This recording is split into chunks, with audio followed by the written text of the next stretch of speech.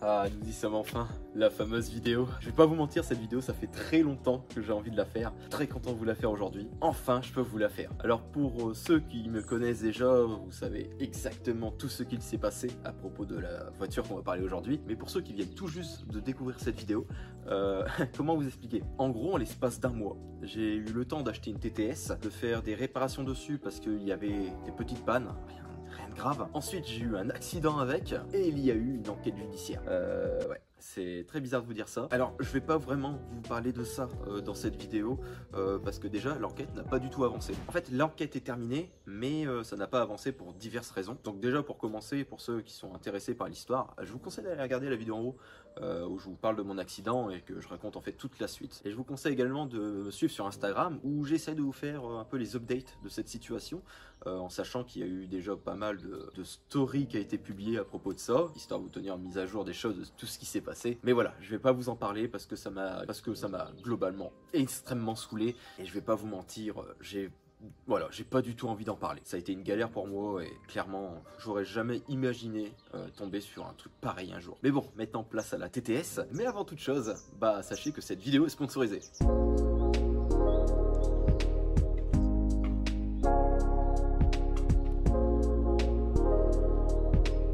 Et aujourd'hui, on remercie tout simplement les lubrifiants Wolf de sponsoriser cette vidéo parce que je vais pas vous mentir, ça fait pas mal de temps que j'utilise leurs huiles dans diverses de mes voitures parce que c'est tout simplement une qualité, un rapport qualité-prix imbattable. Je vous rappelle que Wolf sponsorise la WRC et donc forcément, dès qu'on vient sponsoriser des événements comme ça, ça peut être que de la bonne qualité. Wolf, c'est des milliers de références possibles en huile pour vos voitures. On peut trouver de la 0,20, la 5,40 par exemple, ou encore comme ici, de la 10,40, ce que je mets en fait dans la S16. Aussi avec Wolf, c'est qu'on peut choisir les différentes quantités.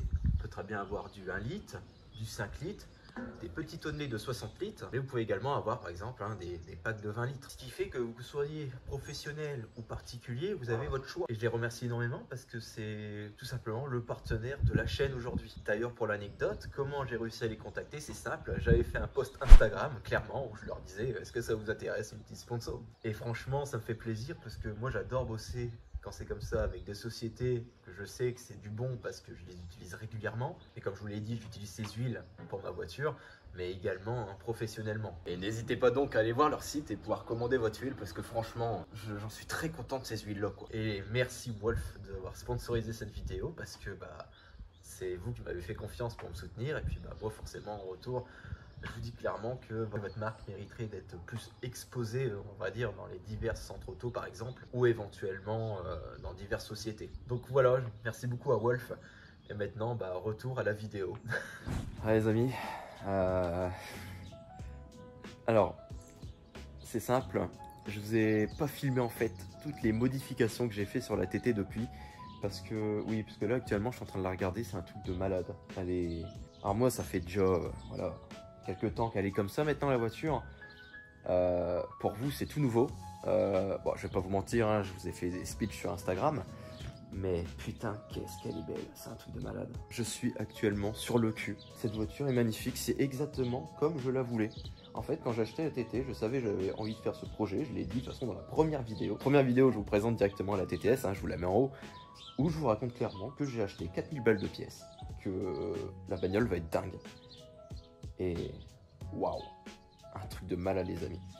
Mais bon, vous en foutez ce que je dis, j'imagine. En fait, vous voulez juste voir la caisse. Donc allez, c'est parti, on va la voir.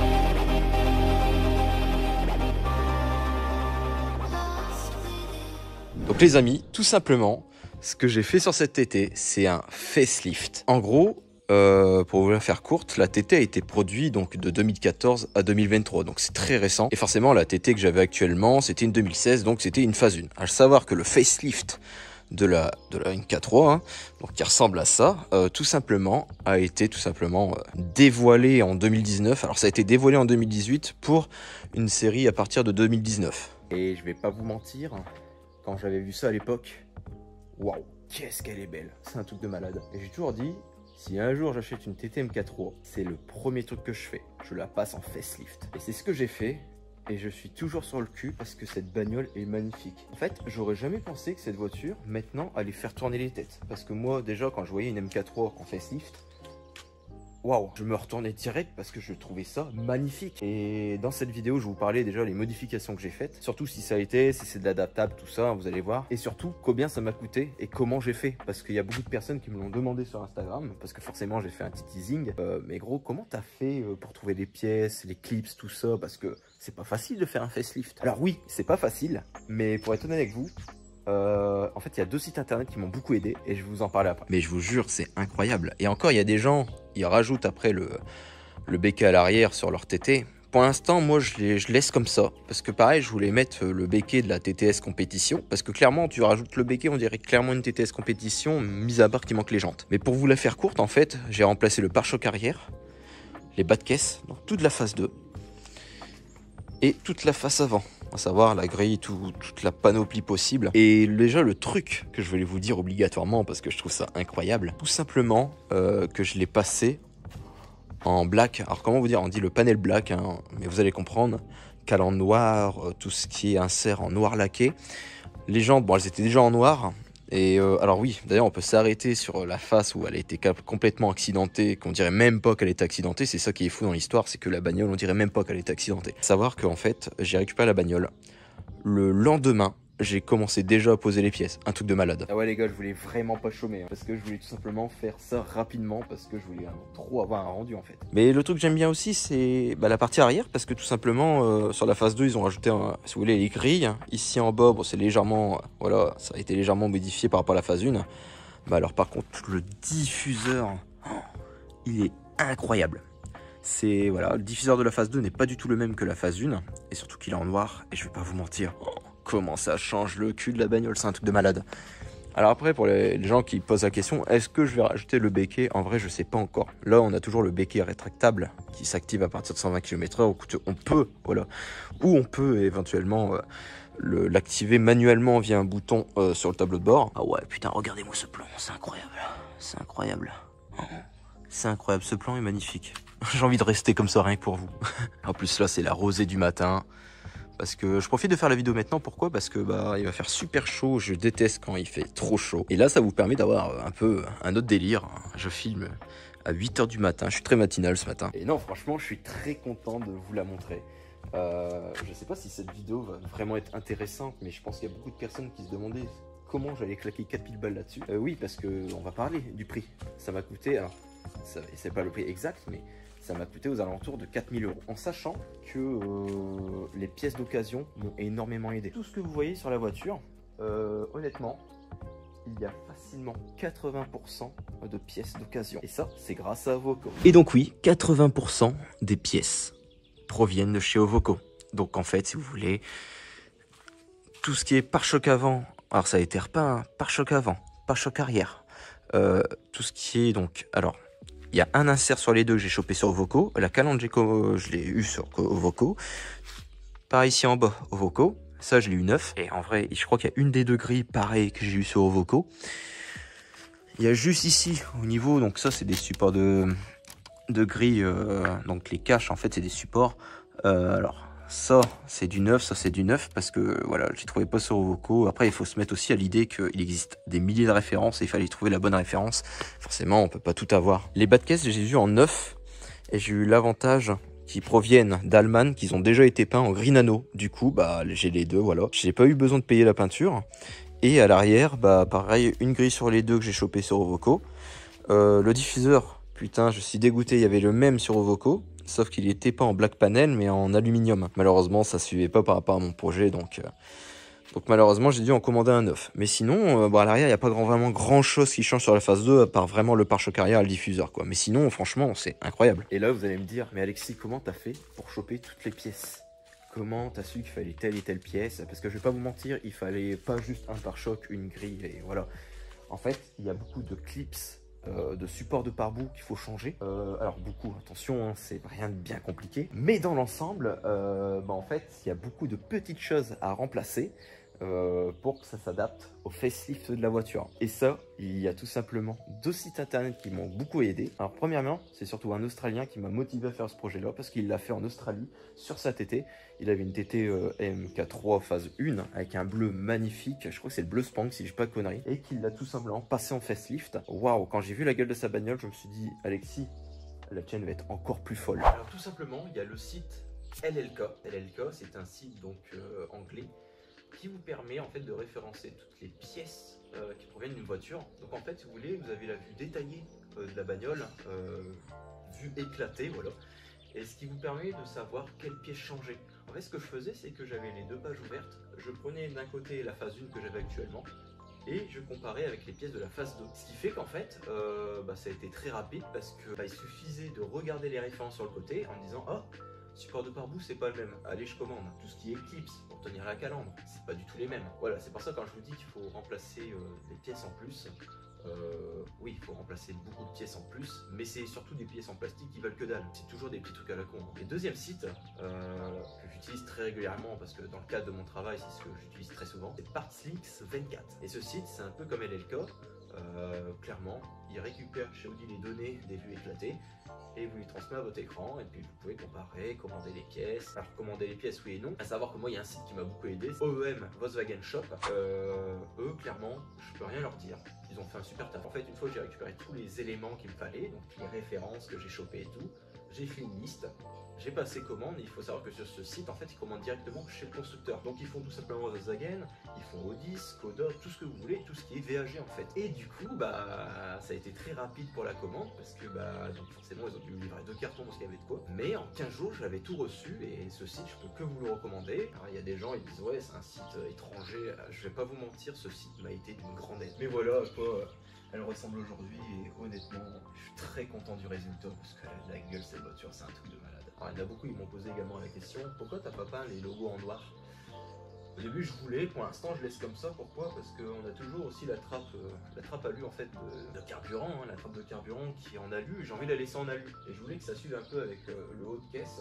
Et d'ailleurs c'est même pour ça, les rétroviseurs, je les avais commandés en noir laqué et je les ai toujours pas changés. Parce qu'en fait, je les aime bien en aluminium, hein, ça rappelle vraiment la série S de chez Audi. D'ailleurs on va en parler des coques de cette TT parce que ouais c'est vrai, je voulais passer en noir. Et en fait je voulais vraiment que la hauteur de caisse, on a un peu un effet, je sais pas comment vous expliquer ça, mais en fait on a la trappe alu qui est en aluminium, là les coques de rétro qui sont en aluminium, tout ce qui est logo qui est toujours un peu au-dessus de la ceinture de caisse sur cette TT, qui est un peu en couleur chrome. Et je voulais que ça suive, parce qu'en fait le problème c'est que si je mettais ça en noir, moi j'avais peur de mon côté que les logos, s'ils restent comme ça ferait dégueulasse. Et c'est pour ça pour l'instant je suis un peu dans l'optique. Je vais attendre de sortir beaucoup avec la voiture, avec les copains pour avoir différents avis. Mais je vais pas vous mentir, il y a de fortes chances que ça va rester comme ça parce que je la trouve déjà belle comme ça quoi, je vais pas vous mentir. Clairement, elle est magnifique comme ça et franchement, et surtout que les coques alu, hein, comme je vous l'ai dit auparavant, ça rappelle la série S de chez Audi, donc ça a été un peu inauguré sur la S3 mais la toute première du nom, et ensuite ça a été une suite, et de toute façon c'est pas pour rien que 2 séries, quand vous avez une S3 ou une série S de chez Audi, les coques en alu sont 2 séries, et ouais c'est pas une option. C'est pour ça que je compte les laisser finalement, j'avais commandé des noirs laqués, ça pouvait suivre franchement avec mes jantes, tout le kit, hein, tout le panel black, mais j'ai pris la décision de tout simplement les laisser en aluminium parce que en fait je les trouve magnifiques quoi, voilà. C'est ma voiture, je fais ce que je veux. Pareil, les jantes on n'en a pas vraiment trop parlé lors de la dernière vidéo. En fait c'est les jantes optionnelles qu'on a sur la TTS, donc c'est juste les jantes au-dessus qui ont été peints en noir, donc là ça a été repeint parce que les 2 jantes ils ont pris cher lors de l'accident. De base je déteste les jantes noires, mais sur cette voiture ça passe tellement bien, c'est un truc de malade. En résumé, j'aime pas les jantes noires, alors que j'en ai sur la S16 et du coup sur la TT, mais de base je préfère l'anthracite. Mais le problème c'est que ça suit tellement bien avec le black panel de toute la voiture que le fait que les jantes sont noires, bah, en fait elles sont juste magnifiques et ça passe super bien. En plus j'avais commandé ces caches là en noir laqué, donc en fait quand j'avais acheté la voiture c'était pas du tout cette couleur là, c'était en gris. Je les avais commandé ceux-là sur AliExpress, ce qui fait que la jante vraiment elle paraît vraiment d'origine. Franchement elles sont magnifiques ces jantes, hein. Je peux rien leur dire. En fait pareil, au début je voulais mettre des belles jantes, j'avais pensé à des OZ et tout, mais pour l'instant je laisse comme ça parce que je la trouve tellement bien la voiture maintenant. Et surtout que je suis content de la récupérer parce que bah, j'ai pas pu vraiment bien en profiter quand j'ai eu l'accident, parce qu'en fait quand j'ai eu l'accident ça faisait que 3 semaines que j'avais la voiture, donc vous pouvez bien comprendre que ça me faisait clairement chier de m'attarder sur des petits détails comme ça, et au final elle est très bien comme ça. Et à l'arrière je compte également laisser comme ça parce que bah, du coup forcément hein, tout ce qui est logo je le laisse en chrome, je vais les passer pareil en noir. Mais voilà. Comme je vous l'ai dit, en fait j'aime très bien la rendu comme ça. Même si ça aurait plus de gueule en noir, je verrais bien en fait. En fait j'en sais rien, c'est chiant parce que c'est vrai que les logos noirs ça claquerait. Mais d'un côté, j'ai pas envie de foutre les rétros en noir laqué non plus. En fait, je veux pas que ce soit trop noir en fait. Donc, je verrai bien. Pareil au niveau tout ce qui est, donc tout ce que je vais faire à l'avenir sur la voiture. Je pense qu'on va en parler après parce que ça risque d'être un bon sujet de discussion pour l'unique raison que c'est très intéressant de savoir qu'est-ce que je vais faire par la suite sur cette voiture. En fait, là, j'ai fait le plus gros truc. C'est ce que je voulais faire le plus gros. Mais il faut pas oublier quand cette voiture je l'ai récupérée. Il y a même des choses que je vous ai oublié de vous dire. Hein. Oui, j'ai remplacé la pompe Haldex, j'ai résolu un souci de fusible qui m'a coûté 70 centimes parce qu'il y a un problème de SP. Et surtout que j'ai résolu un problème de turbo. Alors pour l'instant, je touche de l'aluminium. Je suis plus emmerdé depuis que j'ai eu l'accident. En fait, de base, j'avais réparé la Westgate, j'avais essayé de régler le souci. Et je devais essayer la voiture et c'est pour ça que le jour où tout simplement je devais prendre la voiture, j'ai eu l'accident. En fait, de base, je devais tester aussi également si tout marchait bien. Malheureusement, j'ai jamais pu tester. Il y a juste mon réparateur. Je lui ai dit écoute, j'avais résolu un souci de turbo mais je sais pas si ça a été résolu, est-ce que tu peux essayer la voiture? Tu fais 2-3 accès et tu me dis si ça marche bien. Et clairement, il a ressenti aucun problème, aucune perte de puissance. Et moi ça va faire, actuellement, moi je vous parle, ça fait actuellement 2 semaines que moi en fait je n'ai plus aucun problème avec cette voiture. J'ai plus de problème de turbo, donc en fait je suis très content, je vais pouvoir bien en profiter. Et surtout que bah, je mérite de la profiter après tout ce qui s'est passé. Parce qu'elle revient de loin cette voiture, faut pas l'oublier, elle revient de super loin. Putain, le soleil commence à se lever, ça fait du bien. Vous la sentez la balade arriver? Est-ce que vous la sentez? Bref, mis à part ça, il y a une question, c'est qu'est-ce que je vais faire par la suite sur la voiture? Qu'est-ce que je pourrais faire de plus sur la voiture? Pour l'instant, je la laisse d'origine. Pour l'instant, je la laisse comme ça, j'ai remplacé le kit, on la laisse comme ça. C'est clairement ce que j'ai envie. Mais je suis pas à l'abri de vous dire que peut-être que dans 1 an, 2 ans, cette bagnole, ça va être le même délire que la S16. C'est-à-dire que au niveau moteur, moi je vous rappelle que le moteur, il a que 60 000. Clairement, c'est une bonne base pour pouvoir le préparer. Alors attention, je vais pas parler de stage ou quoi que ce soit dans cette vidéo. Mais tout simplement, je serais pas contre de mettre une ligne d'échappement, soit des kata, une bonne carto, une grosse pompe Loba, oui, parce qu'en fait, je connais très bien VAG. Je connais très bien les préparations qu'on peut faire là-dessus. On peut faire des trucs de dingue sur ces moteurs là, les 2 litres TFSI chez Audi, le EA888 3ème génération, donc comme on a ici, clairement il se prépare super bien, faut juste vouloir mettre le budget en fait. Mais clairement tu mets 2 grosses pompes, une grosse pompe Loba, une basse pression assez bonne, RS3 par exemple, tu mets un Kataspa ou un Dekata, un gros échangeur, clairement avec active la bi-injection, tu la fous à l'éthanol, Cartoflex ou Multimap, c'est intéressant. Clairement, tu arrives à des puissances de 450 chevaux et clairement, il en a juste assez là-dessus parce que je vous rappelle, c'est un châssis en aluminium, c'est hyper léger, donc c'est une bombe phénoménale. Déjà là, je trouve qu'elle marche très fort et je l'avais dit dans la première vidéo, j'ai quand même des doutes qu'elle soit quand même carto parce que je tiens quand même des caisses improbables, des caisses de plus de 400 chevaux et c'est pas normal. Et moi, tout simplement, bah écoutez, je vais vous laisser et puis bah on va faire une petite balade.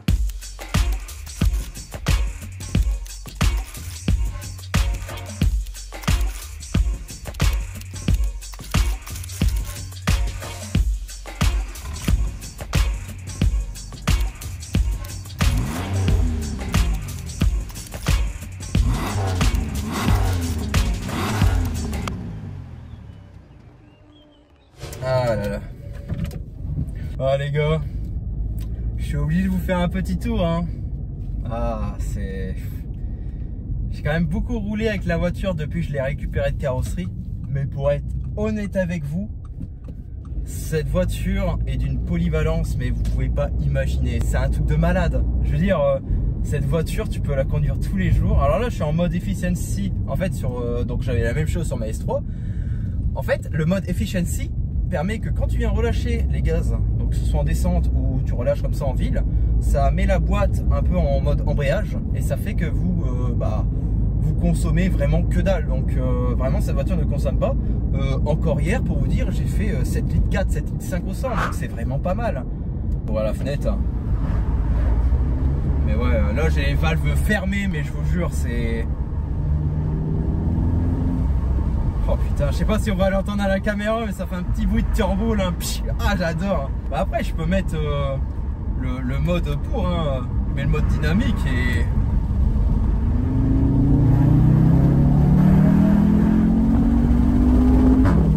Oh putain, ça marche. On va se remettre en mode normal. Je pense que vous avez rien dû entendre parce que bah forcément je roule et il y a eu le vent. Mais putain, le passage de rapport, moi j'adore sur les DSG quand ça fait des proutes comme ça. Alors certains vont me dire que je suis un gros kéké, mais je vous assure que en vrai j'aime bien quand même quoi. J'aime cette voiture par la suite. Ce que j'aimerais bien lui faire, pas maintenant, mais j'aimerais tellement lui faire une préparation moteur. Je vous assure que faire une préparation moteur sur cette voiture là, c'est une base potentielle énorme. Parce que le DLT-FSI se prépare super bien. Et d'ailleurs, je l'ai dit dans les anciennes vidéos en parlant de cette voiture. Cette voiture, c'est simple. Tu lui colles une grosse pompe au bas. Tu mets un échangeur, même pas forcément obligatoire, parce que celui de la TT, c'est déjà bien conséquent. Tu actives la bi-injection sur ta carto. Tu la fous à l'éthanol. À la rigueur, tu fais un multimap. Je suis plus multimap que flex pour le coup. Pas besoin de changer les injecteurs. Mais voilà, tu vois, avec la pompe HP, déjà, tu peux avoir un bon rendu. Et surtout, bah voilà, tu peux modifier ta ligne, mettre un catasport, un décata. Moi honnêtement, je sais absolument pas du tout ce que j'ai envie de faire sur cette caisse en termes de prépa moteur. Pour l'instant, cette année, elle va rester d'origine, ça c'est sûr, hein, je vous l'assure. Mais pour être honnête avec vous, je pense que je serais pas surpris que dans 3 ans, cette voiture sort 500 chevaux. Moi vraiment, ce moteur là, il a que 60 000 km. Ça me fait chier de forger un moteur qui a 60 000 km, surtout que bah voilà, le moteur est un peu encore neuf. Je veux dire, moi 60 000 km, une bagnole qui a 60 000 km pour moi c'est que dalle. Je veux dire, la S16 elle a 280 000 au moment où je vous parle et clairement elle est indestructible. Et bon, là tu peux te permettre de te dire, ah bah je peux mettre des bielles pistons forgés. Voilà, le moteur il a pas beaucoup de kilomètres, ça me fait chier. En vrai, en toute honnêteté, je pense que je vais beaucoup rouler avec. Je vais surtout faire des événements exprès de TT. Je kifferais vous emmener là-dedans. Pourquoi? Parce que déjà de 1, déjà l'anecdote, celui qui a acheté mes pare-chocs, hein, que je vous avais dit sur Instagram et tout, un super copain maintenant.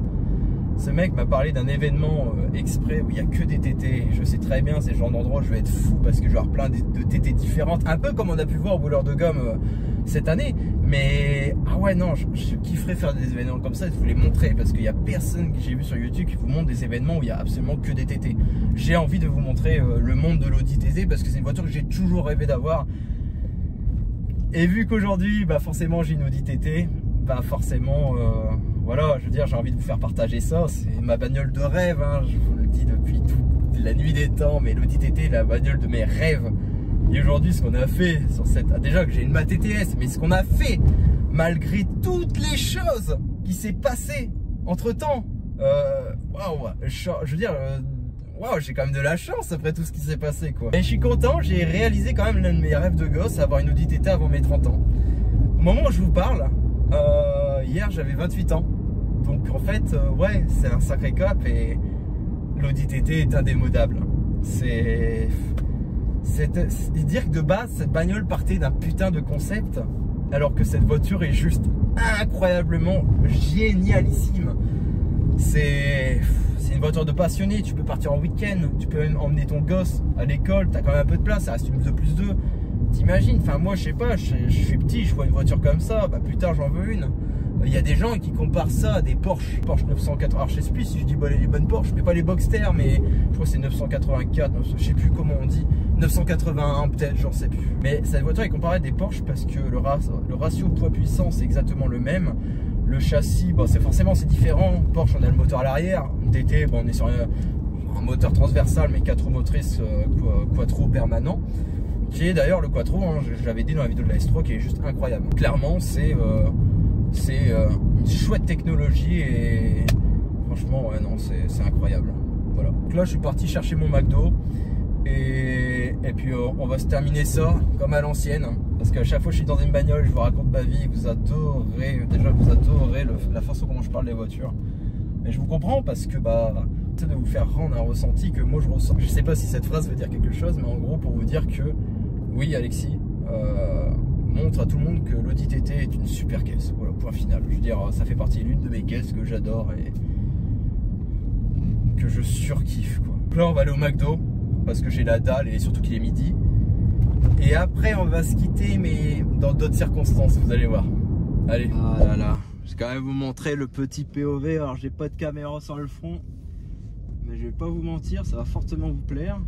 Ça vous permet de voir alors le compteur qui ressemble clairement à la S3, c'est le même. Bon en vrai il y a juste des spécificités qui sont complètement différentes. Alors oui, j'ai du mal à dire ce mot parce que sur la S3 on avait tout simplement l'écran qui sortait là. Bon là sur la TT tout est directement sur l'écran, vous avez en face de vous donc votre compteur de vitesse. Hein, donc par exemple tout ce qui est, là on va pas le voir parce que je tourne le volant, mais connard, putain, oh putain, et le mec il m'a vu, il avance score hein, avec son 5008 de merde là qui vaut 50 000 balles. Je sais pas, achète-toi une vraie voiture. Putain, les gens ils savent pas quoi faire de leur argent. On peut marquer en fait, là vous pouvez mettre votre radio, toute la panoplie possible. Bah je suis con, et attendez, si je vais dans menu ici, hop, ici vous avez directement, donc je sais pas si vous allez bien le voir, mais ici avec le MMI on peut choisir le menu qu'on veut, téléphone, véhicule, etc. Et ça habituellement on l'avait ici. Et je voulais vous montrer un truc comme ça parce que franchement ça fait super plaisir. Alors là malheureusement bon, il n'y a personne qui avance devant donc ça risque d'être moins compliqué, mais ça marche très fort hein. Alors il y a des gens qui m'ont demandé si j'allais faire éventuellement des modifications à l'intérieur de la TTS. À savoir que moi sur ma S3 c'était un peu de l'alu, un peu comme mon œil actuellement sur la TT. Honnêtement, au début je voulais changer le volant, je voulais mettre un volant RS. Le problème c'est qu'en vrai, le fait qu'il y a un peu d'aluminium un peu partout sur la voiture, ce qui fait que cette voiture est juste incroyablement belle à l'intérieur. En fait je pense que je vais rien changer à l'intérieur parce que au début je voulais passer tout ce qui est aluminium ici en bas, et quelques petits détails en noir laqué ou éventuellement en carbone. Je vais pas vous mentir, le carbone c'est vu et revu, et surtout que l'aluminium ça ressort un peu l'effet extérieur de la bagnole, c'est à dire que c'est, moi franchement l'aluminium passe super bien sur cette voiture. Ça aurait été du noir laqué, on verrait pas toutes les formes incroyables et intemporelles de la TT, même les radiateurs, le fait que ce soit en alu comme ça, parce que ça existe en rouge hein, ou en couleur Audi exclusive si vous avez, parce qu'en fait si vous voulez on peut les avoir par exemple en bleu si l'extérieur de la voiture est en bleu, etc. Clairement je vais pas vous mentir, là elle a une super belle config, en vrai je vais rester comme ça et voilà. Vraiment l'extérieur on a tout fait, peut-être les jantes que je changerai un jour, mais franchement tout ce qui est intérieur franchement je laisse comme ça. Enfin elle est magnifique cette bagnole, c'est une voiture que je voulais depuis très longtemps. La config épais, l'intérieur est presque full option, j'ai le cuir étendu partout, enfin très content, je suis très content. Putain je sais pas si vous avez vu, il y avait une Cupra en 300 magnifique, et ces voitures là elles sont incroyables hein. Franchement c'est des super caisses, pareil même base moteur que la TTS qu'on a ici, sauf que là ça sort 300 chevaux. Là il y en a beaucoup qui m'ont posé la question, c'est le 2 litres TFSI UA 888 Gen 3 de 310 chevaux équipé de la boîte DSG6, donc j'en avais parlé lors de la dernière vidéo, mais je vous fais un petit rappel pour ceux qui avaient vaguement oublié un peu les specs de cette voiture. Là-dessus on est pratiquement, je crois qu'on est à 400 Nm ou 380. Alors, je crois que ça diffère entre la boîte auto et boîte manuelle parce que la TTS existe en boîte manuelle, et 310 chevaux. Voilà, à savoir que franchement c'est efficace, ça marche fort. Je l'ai dit, honnêtement je pense qu'elle est déjà carto cette voiture là parce que je tiens des caisses de 450 chevaux et c'est pas normal, mais elle marche très fort. Franchement elle marche extrêmement fort. C'est l'une des voitures que j'adore. De toute façon c'est, je pense que il y a des gens qui vont dire ah mais tu peux toujours passer un cap au-dessus la TTRS, mais celle-là est tellement polyvalente, je suis tellement bien, franchement j'ai pas envie, j'ai envie de la garder celle-là. Franchement j'ai envie que ce soit comme la SL, je la garde des années et puis voilà, et que ça part en couille dans quelques années parce que je vais vouloir faire une préparation débile. Mais franchement non, j'en suis extrêmement content, j'en suis très content. Bon je vais pas vous mentir les gars, je voulais vous faire un petit essai un peu dynamique. Oh, ça marche. Mais bon, il y a une voiture devant donc je vais pas pouvoir vraiment en profiter. Écoutez, on va se poser et puis on va faire l'outro hein. Ah les amis, déjà je suis très content de vous montrer ce spot parce que pour ceux qui s'en souviennent, alors désolé pour le vent, il fait beaucoup de vent. Pour ceux qui ont reconnu le spot, c'est tout simplement le spot où on a tourné la vidéo de la S3. Donc je vous parle de ça, c'était il y a plus d'1 an aujourd'hui. Et clairement, c'est incroyable de voir à la place maintenant la TTS, à la place de la S3. il y a plus d'un an, voilà, on avait mis la S3 ici, je vous avais dit que c'était un super daily, que c'était la meilleure voiture que j'ai pu avoir. Et regardez-moi comment elle est magnifique les amis, c'est un truc de dingue. Et plus d'un an après, on a la TTS. Oh là, je suis trop content. Je suis comme un gosse, vous pouvez pas imaginer. Elle est magnifique, franchement. Alors dans la vidéo, vous avez dû entendre qu'elle fait un peu le bruit d'un 5 cylindres, hein, on dirait. Et ça, je crois que c'est au niveau des haut-parleurs. Je pense que sur la TT, ils ont dû faire une modification du son. On dirait que j'ai un 5 cylindres, alors que pas du tout. Hein, je vous rassure, c'est un vrai TTS. L'endroit n'a pas changé. Hein. Si, ils ont changé un truc. Maintenant, on a une grosse antenne parce qu'avant, on captait pas la 4G. Mais ouais, du coup, voilà, je suis content de vous la montrer. Elle est magnifique, les amis. C'est un truc de fou. Je vais me répéter, mais c'est un truc de malade. T'es-moi cette gueule! Purée, mais elle est tellement magnifique, c'est un truc de fou. Les feux sont magnifiques, le facelift est magnifique, la calandre est magnifique. Elle a une ligne intemporelle, la TT, c'est juste incroyable. Elle est vraiment incroyable. Ah là là, et puis il fait un super beau temps, c'est cool, ça veut dire que je vais rouler cet après-midi, que je vais forcément me faire plaisir. Mais non, franchement, j'avais encore plein de détails à vous montrer sur cette voiture que j'ai pas pu faire la dernière fois. Et par exemple, moi j'ai découvert récemment, donc comme sur la S3, ça c'est lumineux. Par ici, on a des lumières en dessous dès qu'on vient mettre les feux. Cette voiture est bourrée de plein de petits détails que je ne savais pas. Puis regardez-moi cet intérieur, il est magnifique. Ici, j'adore cette peinture-là, ça rappelle beaucoup l'extérieur. Je veux dire, elle a plein de détails qui sont juste incroyables. Mais c'est vrai que quand on regarde, on retrouve quand même l'ambiance de la S3 que j'avais avant. Je veux dire, c'est exactement la même chose, clairement. Hein. Mais putain, l'intérieur est magnifique. Et comme je disais tout à l'heure, je laisse en aluminium parce que c'est d'une beauté. Ça rend super bien. Ça rend super bien. Franchement, les amis, elle est magnifique cette voiture. Oh, elle est magnifique! Sur ce les amis, merci beaucoup d'avoir regardé la vidéo. Moi ça me fait trop plaisir, je suis extrêmement content de vous l'avoir montré, enfin terminé. Le fameux projet à 4000 balles, le voici. Si vous avez des questions, n'hésitez pas surtout à me poser dans les commentaires parce que ça peut être intéressant. Quelqu'un qui a envie de faire le même montage. Déjà je vais être honnête avec vous, le projet a été partagé dans les groupes Audi TT France. Et je pense que ça va m'intéresser plus d'un. Alors bien sûr, il faut un budget conséquent, mais vraiment... c'est juste incroyable. Je remercie les lubrifiants Wolf de m'avoir sponsorisé la vidéo. Sans eux, j'aurais pas fait une avancée aussi grosse sur mes projets. Et surtout, merci à vous de me soutenir. Hein. Je veux dire, voilà, merci à vous, ça me fait énormément plaisir. Et le mot de la fin, osez les choses, osez de la passer votre TT en facelift. Osez à faire des projets incroyables comme j'ai pu le faire sur la S16. Bref, osez tout ce que vous avez envie de faire et vous verrez, le monde va vous récompenser. Sinon, si vous voulez me soutenir, faites un petit like sous la vidéo parce que moi franchement je suis très content de vous faire des vidéos. Et surtout n'hésitez pas à vous abonner si ce n'est pas déjà fait afin de suivre tout simplement les futurs projets de cette voiture ou éventuellement une autre voiture. On ne sait pas, peut-être une troisième, peut-être qu'on va parler de la S16, on ne sait pas. Sur ce, je vous laisse et encore merci à vous tous. Allez, salut. Okay, let's go.